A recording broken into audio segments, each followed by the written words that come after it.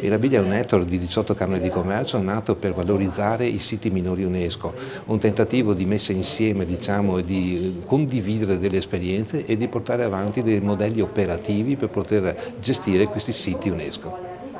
L'ambizione è quella di creare dei gruppi di lavoro multidisciplinari al termine dei quali si possa redigere una carta che dia delle linee di indirizzo sia per i nostri amministratori che i nostri operatori. Ma arriveranno figure importantissime, l'amministratore delegato dell'Enit, la responsabile europea della direzione delle piccole e medie imprese, del turismo,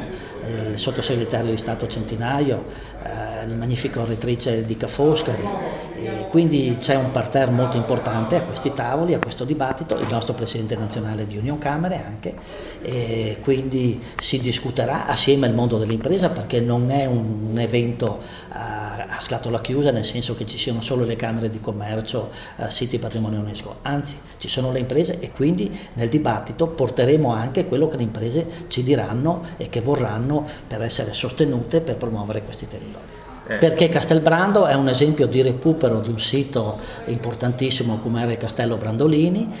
c'è la parte conservativa che Massimo Colomban ha recuperato e valorizzato e c'è la parte moderna, tra virgolette, in un contesto che direi è unico. Noi abbiamo requisito per 4 giorni tutto il complesso proprio per far vivere l'esperienza ai miei colleghi, ai nostri tecnici, di vivere in un territorio dove tu hai la bellezza, hai la modernità e hai la marca gioiosa. Mirabilia cos'è? Nasce come un progetto circa 10 anni fa. Avevamo, come dire, l'obiettivo di creare una rete, non immaginavamo addirittura che potesse essere quella che oggi è. Siamo partiti con 5 camere di commercio, il cui elemento che le accomunava era appunto il riconoscimento patrimonio mondiale dell'umanità. La differenza che abbiamo voluto creare sin ab inizio è stata quella di parlare dei siti UNESCO meno noti,